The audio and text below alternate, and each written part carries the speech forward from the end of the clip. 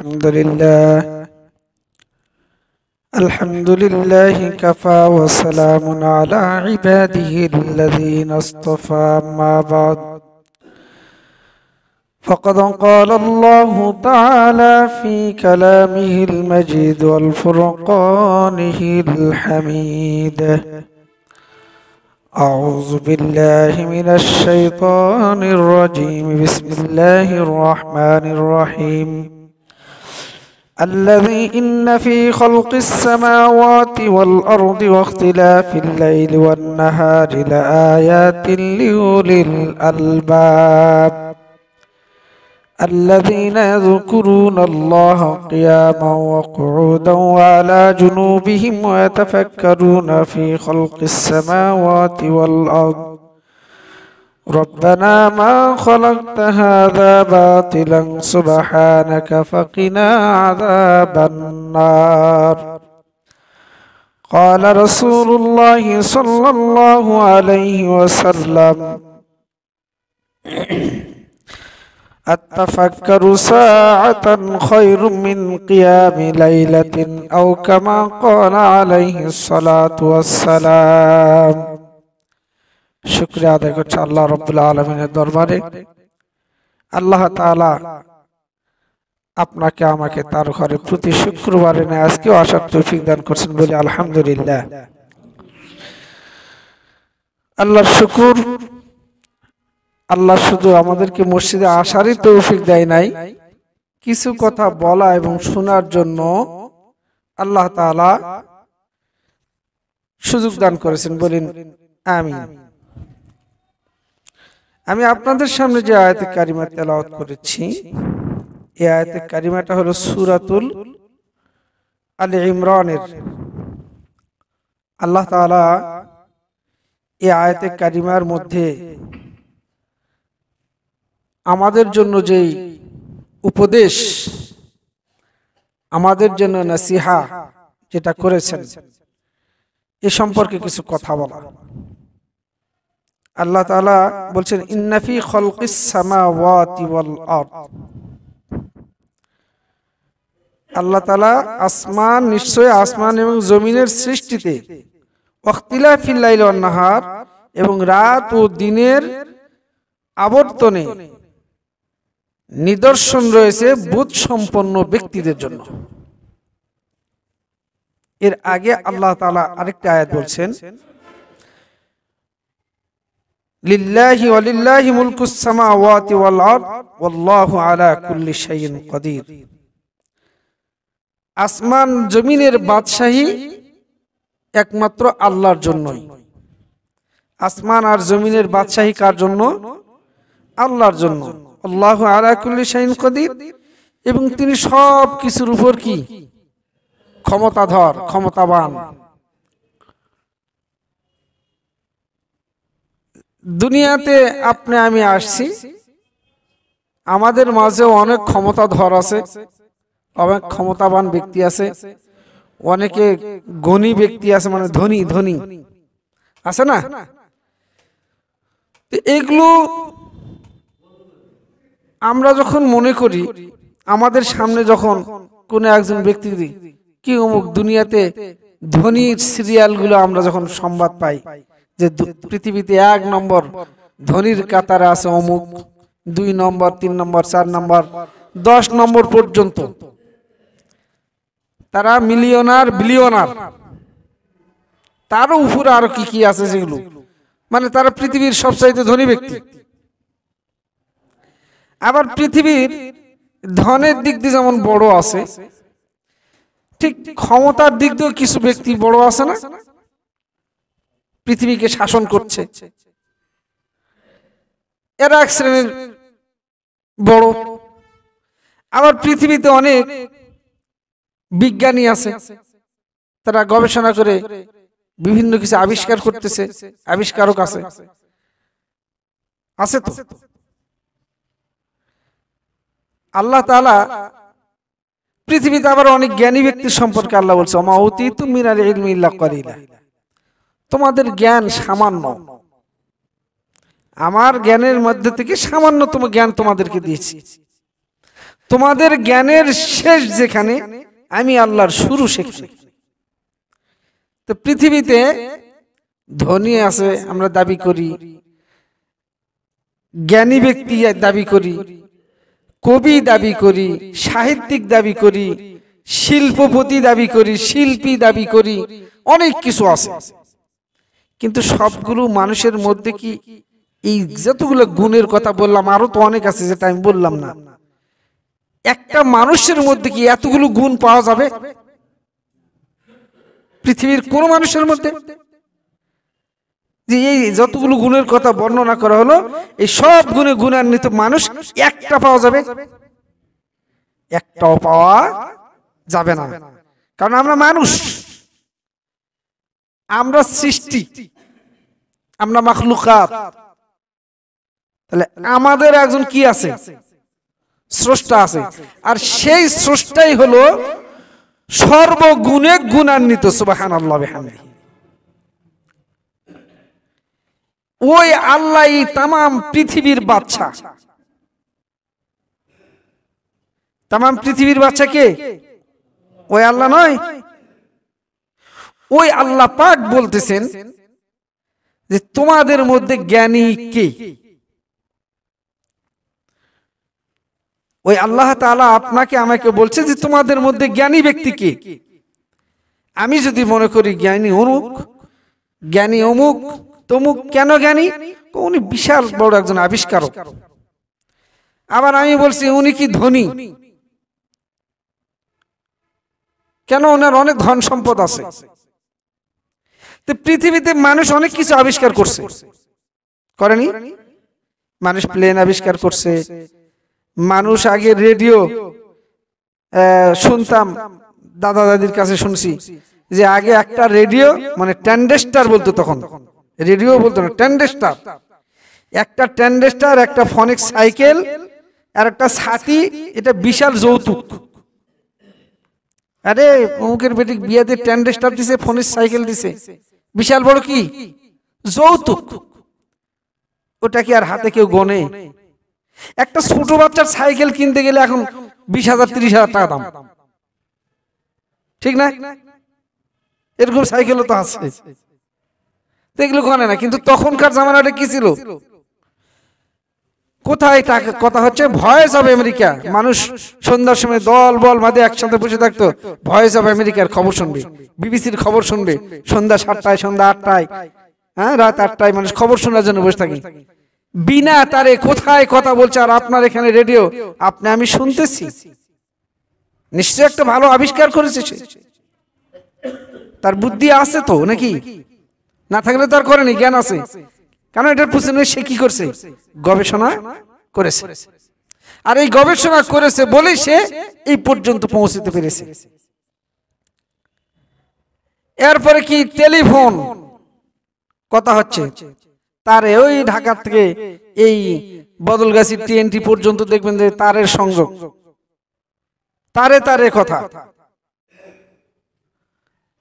তাহলে এই তার দিয়ে কথা বলার জামানা আছে। আর মানুষ আবারও ডেভেলপ করে কি করলো, না এভাবে হবে না, কথা আমরা ওভাবে না, তার ছাড়া আমরা কথা বলবো, ওয়্যারলেস সিস্টেম।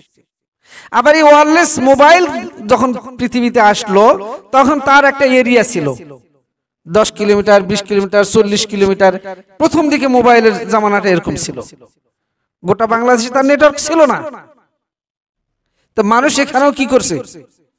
আবিষ্কার করছে। তাহলে তার জ্ঞান আছে না জ্ঞান নেই? জ্ঞান আছে।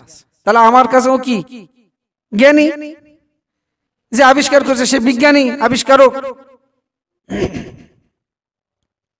আল্লাহ তাআলা বলতেছেন যে তুমি জ্ঞানী কে, এটা আল্লাহ তাআলা বলে দিয়েছেন। জ্ঞানী কারা? যদি এটা আল্লাহ বলে, ওটা বেশি সত্য হবে না এটা বেশি সত্য হবে? যেটা আল্লাহ বলছেন। তা আল্লাহ কোথায় বলছেন? তার পাক কালামের মধ্যে ঘোষণা করেছেন। সূরাতুল আলে ইমরানের মধ্যে আল্লাহ তাআলা ঘোষণা করছেন যে জ্ঞানী কারা? উলুল আলবাব। আজকে দুনিয়ার সময় একটা জিনিস আবিষ্কার করে প্লেন আকাশের মধ্যে উড়ে যাচ্ছে, হাজার হাজার। টন এমন লোহা উড়াইতেছে আকাশে। কি আজীব না? যেই পানির মধ্যে একটা বল, সাইকেলের বল আপনি আমি ভাষায় রাখতে পারি না, অথচ হাজার হাজার টন মাল নিয়ে শিপ পানির মধ্যে ভাসায় যাইতেছে। এই আবিষ্কার কে করছে? এই মানুষ করেছে। ওই আল্লাহ তাআলা বলতেছেন যে তোমাদের মধ্যে জ্ঞানী কারা, বুদ্ধ সম্পন্ন ব্যক্তি কারা? আল্লাহ তাআলা পরের আয়াতে বলতেছেন, কি বলতেছে? যে এই উলুল আলবাব, এই যে আল্লাহ তাআলা রাত আর দিনের যে পার্থক্য করেছেন, এটার মধ্যে মানুষের জন্য রয়েছে নিদর্শন। নিদর্শন তাফসীর কারকরা বলতেছেন এটা মানুষের কাছে দলিল, দলিল, দলিল, প্রমাণ। আমার যে একজন রব আছে, আমার যে একজন সৃষ্টিকর্তা আছে, যে আমাকে সৃষ্টি করেছেন, যার কাছে আপনাকে আমাকে ফিরে যেতে হবে, তাকে চিনব কি করে? দেখিলাম না, তার কথা সরাসরি শ্রবণ করলাম না, এই চর্মচক্ষে দুনিয়ার মানুষ তাকে দেখতেও পাবে না। সেই রব, তিনি আমাদের রব। তিনি বলতেছেন কি? ইন্না ফি খালকিস সামাওয়াতি ওয়াল আরদি ওয়া ইখতিলাফিল লাইলি ওয়ান নাহার। আল্লাহ তাআলা আসমান জমিন সৃষ্টি করে এর মধ্যে, এই সৃষ্টির মধ্যে কি করছেন? রাত আর দিন তৈরি করেছেন। এই রাত দিনের পার্থক্যের মধ্যে আল্লাহ তাআলার বিশাল কি আছে? নিদর্শন আছে। আয়াত মানে নিদর্শন। কি সেই নিদর্শন? এখানেই আমরা যদি একটু গবেষণা করি তাহলে আমরা ওই রবের পরিচয় পেয়ে যাব। উত্তর মেরুর পার্শ্ববর্তী যে দেশগুলো আছে, আর ওই উত্তর মেরু থেকে যেটা দেশ একটু দূরবর্তী, আল্লাহ তাআলা এখানে কি করে দিয়েছেন? ওখানকার রাতের চাইতে এখানকার রাত ছোট। উত্তর মেরুর পার্শ্ববর্তী দেশগুলো রাত অনেক লম্বা, আর এখানে সেই তুলনায় কি ছোট। আবার আল্লাহ রাব্বুল আলামিনের এমন উজ্জ্বল দৃষ্টান্ত, নিদর্শন আল্লাহ তাআলা আপনার আমার সামনে রেখেছেন। শীতের দিনে রাতগুলো হয় লম্বা আর দিন হয় ছোট। আবার এই রাত, এই দিন, আজকে শুক্রবারের দিন, শীতের দিন হলে রাত লম্বা হবে, দিন ছোট হবে। আল্লাহর কি সুন্দর নিদর্শন। আবার এই শুক্রবার যখন গ্রীষ্মকালীন সময় আসবে, এই শুক্রবার হবে বড় আর রাত হয়ে যাবে ছোট। কি আল্লাহর নিদর্শন! এটা কি আল্লাহর নিদর্শন নয়? এটা কি আপনি আমি ছোট করি? আপনি আমি খাটো করতে পারি? এটা করে কে? দুনিয়ার কোন বৈজ্ঞানিক, কোন জ্ঞানী ব্যক্তি? না। এই জন্য আল্লাহ বলছেন যে এগুলোর দ্বারা তুমি যে অনেক বড় জ্ঞানী, এইটা না। জ্ঞানী কে? আমার আল্লাহ বলতেছেন। আল্লাহ তো বলছে লায়াতিন লিউলিল আলবাব, জ্ঞানীদের জন্য, বোধ সম্পন্ন মানুষের জন্য এই রাত আর দিনের মধ্যে অনেক নিদর্শন রয়েছে।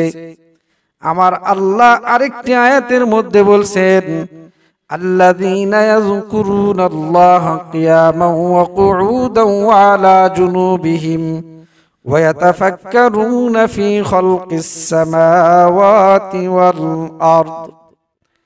আল্লাহ তাআলা এখন বলতেছে যে জ্ঞানী কারা? আল্লাযীনা ইয়াযকুরুনাল্লাহা কিয়ামান ওয়া কুউদান ওয়া আলা জুনুবিহিম।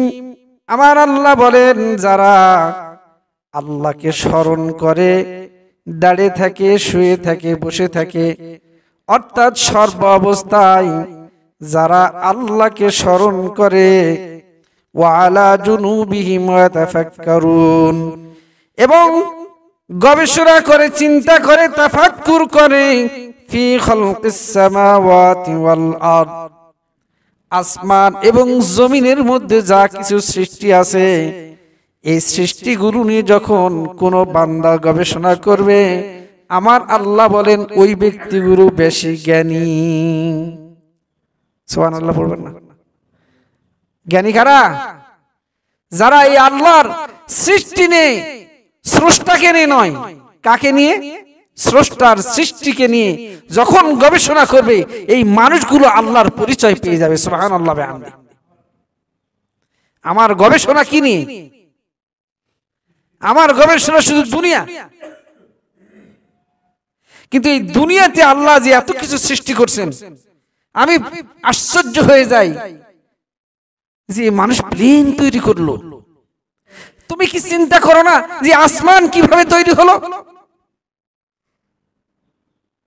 মানুষ বিদ্যুৎ তৈরি করছে, আর তুমি কি দেখো না আল্লাহ কোন বিদ্যুৎ তৈরি করেছে, তেল খড়ি কিছু দিতে হয় না, তোমার বিদ্যুতের জ্বালানি লাগে, তোমার বিদ্যুৎ নিতে হলে টাকা গুনতে হয়। আল্লাহ বলেন এমন বিদ্যুৎ সৃষ্টি করে দিয়েছি, দিনের বেলায় তোমাকে সে আলো দেয়, কোনো টাকা লাগে না। আবার রাতের মধ্যে আমি আল্লাহ চন্দ্রকে এত সুন্দর করে তোমার সামনে দিয়ে দেই, চাঁদনি রাতগুলো কত সুন্দর লাগে। বান্দা তুমি কি একবারও চিন্তা করো না? চিন্তা করে দেখো ওই সৃষ্টিটা কে করেছে? ওই চন্দ্রকে সৃষ্টি কে করেছে? ওই সূর্যকে কে সৃষ্টি করেছে? সাগর নদী নালা কে সৃষ্টি করলো? এই জমিনকে কে সৃষ্টি করেছে? এই জমিনকে কিভাবে রেখেছেন? আসমানকে খুঁটিবিহীন অবস্থা কিভাবে ঝুলিয়ে রেখেছে? তুমি কি গবেষণা করেছো? একবার যদি তুমি গবেষণা করো, তাহলে তুমি তোমার রবের পরিচয় পেয়ে যাবে। সুবহানাল্লাহ। তো এই রবের পরিচয় আপনার আমার শুধু 5 ওয়াক্ত নামাজ পড়লাম চলে গেলাম এভাবে আসবে না। প্রত্যেকটা সৃষ্টি নিয়ে যদি আপনি আমি একটু চিন্তা করি, আল্লাহ রাসূল সাল্লাল্লাহু আলাইহি সাল্লাম বলেন, কোন মানুষ যদি এই সৃষ্টিকে নিয়ে 1 ঘন্টা, একটি ঘন্টা, কয়টা? 1 ঘন্টা যদি চিন্তা করে, আল্লাহ রাসূল সাল্লাল্লাহু আলাইহি সাল্লাম বলেন সারা রাত নফল ইবাদত করার চাইতে উত্তম। সুবহানাল্লাহ। নফল নামাজের চাইতে উত্তম 1 ঘন্টার গবেষণা আল্লাহর সৃষ্টিকে নিয়ে করা। কাজেই আপনার আমার গবেষণা শুধু দুনিয়া নিয়ে হচ্ছে, অসুবিধা নাই। এই দুনিয়াকেও গবেষণা করতে যদি আমার চিন্তা ভাবনা থাকে যে এই দুনিয়াটাই আল্লাহ কিভাবে তৈরি করলেন, আরে ভাই আপনি আমি তো গবেষণা করি আল্লাহ যে জিনিসটা দিয়েছে সেটা নিয়ে। মানুষ ধানের গবেষণা করে ধানের বহু রকম প্রকার বের করছে, তাই না? 50, 71, 75, 76, 80, 79, কোনদিন 2000, 3000 বাড়াবে, বাড়াবে না? এবং গবেষণা করে কি করেছে, আগে আমাদের বাপ দাদারা ধান আবাদ করছে, 10 মণ ধান পাইছে, জমিতে একবার ধান হয়েছে। আর এখন সেই জমিতে গবেষণা করার পর মানুষ অভাবের তাড়নায় সোল নেওয়া বন্ধ করে দিছে। বাচ্চা কাচ্চা নেয় না, এতগুলো সোলবল মানুষ করবো কি করে? এখন বলেন রিজিকের ব্যবস্থা আল্লাহ বাড়াইছে না কমাইছে? এটা কথা সত্য তো? অন্তর থেকে বললেন তো? কারণ যেই জমি আপনি ধান পাইতেন 10 মণ, এখন সেই জমিতে আপনি 50 মণ ধান পান। রিজিক কমলো কোথায়? আল্লাহর জমিন তো ওইটাই আছে, জমিন কি বাড়ছে?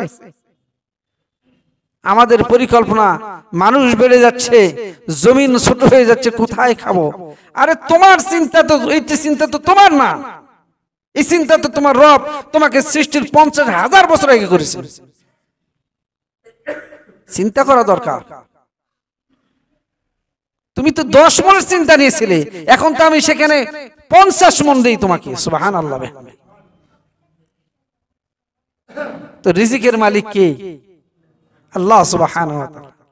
তো ওই রবকে চেনার জন্য আপনাকে আমাকে ওই রবের সৃষ্টি নিয়ে চিন্তা ফিকির করতে হবে। আর এই চিন্তা ফিকির যদি 1 ঘন্টা কোনো বান্দা করে, তো আল্লাহ তাআলা তাকে সারা রাত নফল নামাজ পড়ার চাইতে উত্তম সওয়াব দান করবেন। সুবহানাল্লাহ। এই জন্য ভাই আল্লাহ তাআলা কি বললেন, এরপরে বলতেছে রব্বানা মা খালাকতা হাযা বাতিলা সুবহানাকা ফাকিনা আযাবান নার। আল্লাহ বলেন, বলতেছে কি, হে আমাদের রব, এই কথাটা আল্লাহই বলছে, এটা আমাদের একটা মুনাজাত, আল্লাহর কাছে চাওয়া। আমরা কি বলি, রব্বানা, হে আমার প্রতিপালক, বলি না? তো সেই প্রতিপালক এই কথা বলতেছে, আমাদেরকে শিখাই দিচ্ছে, হে আমার রব। আল্লাহ কি আল্লাহকে রব বলতেছে? আল্লাহ কাকে বলতেছে? এই মানুষগুলোকে বলছে, বলো হে আমার রব, মা খালাকতা হাযা বাতিলা, তোমার সৃষ্টি অনর্থক নয়, তোমার সৃষ্টি অনর্থক নয়, অনর্থক কিছু সৃষ্টি তুমি করনি। তার মানে পৃথিবীতে যা কিছু সৃষ্টি আল্লাহ করেছেন, এই সৃষ্টিটা আপনার আমার কিসের জন্য? খেদমতের জন্য আল্লাহ সৃষ্টি করছে। এবং এই সৃষ্টির মাধ্যমেই, গবেষণার মাধ্যমেই আপনি আমি আমার রবকে চিনতে পারবো, আমার রবকে চিনতে পারবো। আমি আমার একটা সন্তানকে মানুষ করতে পেরেশান হয়ে যাচ্ছে, আর আল্লাহ তাআলা গোটা পৃথিবীকে পাল্টেছে। আজকে আমার পেরেশানি, আমার অভাব, আমার অনটন, দুঃখ দুর্দশা আমার ধারণার কারণে। মানুষ যেরকম তার রবের সাথে ধারণা করবে, রব তার সাথে সেই রকম ব্যবহার করবে। আমি যদি আমার রবের প্রতি বড় ধারণা করি, আমার রব আমাকে খাওয়ায়, আমার রব আমাকে পড়ায়, আমার রব আমার সাহায্যকারী, কারো সাহায্য লাগবে না, তা আল্লাহ তাআলা কি করবেন? সাহায্যকারী হবেন। কোন বিষয়ের সাহায্যকারী? এভরিথিং, সব বিষয়ে আল্লাহ তাআলা আপনাকে আমাকে সহযোগিতা করবে।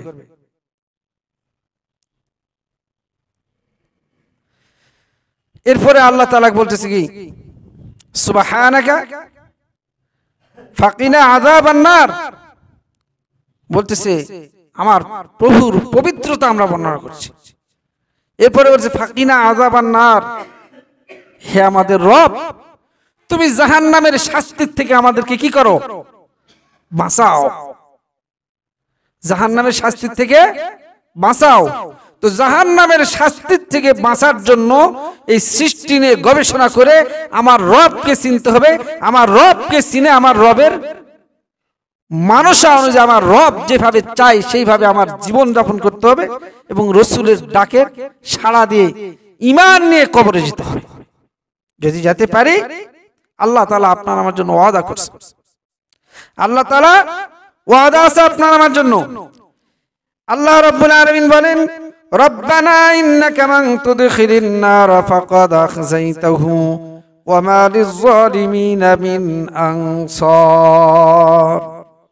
আল্লাহ তাআলা বলেছে, হে আমার রব, হে আমাদের প্রতিপালক, তুমি যাকে জাহান্নামে দাও, তুমি যাকে কি করো? মান তুদখিলিন নার ফাকাদ আখযাইতা, তুমি যাকে কি করো? জাহান্নামে নিক্ষেপ করো, জাহান্নামে দাও, সব সময় তুমি তাদের অপমানিতই করো। তার মানে জাহান্নামে যাওয়াটা একটা কি? অপমানিত। এটা অপমান নয়, শাস্তি তো আছেই। হাজার হাজার মানুষের সামনে, লক্ষ লক্ষ মানুষের সামনে আপনার আমার বিচার হবে। আর ওই বিচারের দিন আমার ত্রুটিগুলো যখন তুলে ধরা হবে, আমি বড় লাঞ্ছিত হব, লজ্জিত হব, কিন্তু কোনো রাস্তা থাকবে না। কথা ঠিক না? এটাই তো একটা বিশাল অপমান। তখন মনে হবে বিচার না হয় জাহান্নামে দিয়ে দাও আল্লাহ, ওই শাস্তির চাইতে এই অপমানটা তখন আরো বেশি ইগোতে লাগে যায়। কিন্তু এই অপরাধটা আপনি আমি করেছি, কি লাভ? মনে কি হয় না যে কিয়ামত সংগঠিত হবে? মনে হয়? যদি হয়ে থাকে এই কথা যদি আমি বিশ্বাস করে থাকি, তাহলে আপনার আমার পরিবর্তন নাই কেন? কোন কাজে আপনার আমার পরিবর্তন আছে? দুনিয়ার সব কাজের পরিবর্তন হতে হবে। দুনিয়াতে আপনার আমার জীবনের শুধু একদিকে পরিবর্তন হলে চলবে না। আমি কথা যখন বলি লাগামহীন কথা বলি, আমার কথার মধ্যে আমি কোনটা শিরক করছি, কোনটা গুনাহের কথা বললাম, কোনটা কাউকে আঘাত দেওয়ার কথা বললাম, বাস বিচার করি না। আমি কথাটা বললাম, আমার কথাটা দিনের কোনো কাজে আসলো কিনা আমি চিন্তা করি না। আল্লাহ বলেননি অনর্থক কথা বলো না? এর আগে বয়ান করেছি এটা, যে অনর্থক কথা বলাতে বেঁচে থাকা মুমিনের সিফত। কিন্তু আপনি আমি তো অনর্থক কথাই শুধু বলি না, কাউকে কাউকে আবার সার্টিফিকেট দিয়ে দিই। আল্লাহ তাআলা আমাদেরকে হেফাজত করুন। এখন কি বলতেছেন? জাহান্নামে যাওয়াটা একটা অপমানিত। যাদেরকে জাহান্নামে দেয় তাদেরকে আল্লাহ সবসময় কি করে? অপমানিতই করে। ওমা লিজ জালিমিনা মিন আনসার। আর যারা জালেম, যারা জুলুম করে, তাদের কোনো সাহায্যকারী নাই। দুনিয়াতেই তার প্রমাণ পাবেন। জালেমরা যখন বিপদে পড়ে যায়, সমস্ত মানুষ তখন তাকে কাদাত পুঁতে দেওয়ার জন্য আরো চিন্তা ভাবনা করে। জালেমদের জুলুম করতে করতে তার প্রভাব খাটাইতে খাটাইতে খাটাইতে এমন পর্যায়ে পৌঁছে যায়, সে মনে করে না যে সে আর মানুষ আছে। ঠিক এমন সময় আল্লাহ তাআলা তার সীমা লঙ্ঘনের কারণে এমনি করে ধরবে, ওই পিঁপড়াও পর্যন্ত তাকে লাঞ্ছিত করবে। দুনিয়াতে নিকৃষ্ট সৃষ্টি কি আমরা বলে থাকি কুকুর, এর চাইতো আমাদেরকে নিকৃষ্ট আল্লাহ বানাই দিয়েছে। আল্লাহর কালামে বলেছে, যেই মানুষ সৃষ্টির সেরা, সবকিছুর সেরা, সুন্দর করে আল্লাহ সৃষ্টি করেছেন, আবার এই মানুষ কি আল্লাহ বলেছেন যে তোমরা চতুষ্পদ জন্তুর চাইতেও খারাপ।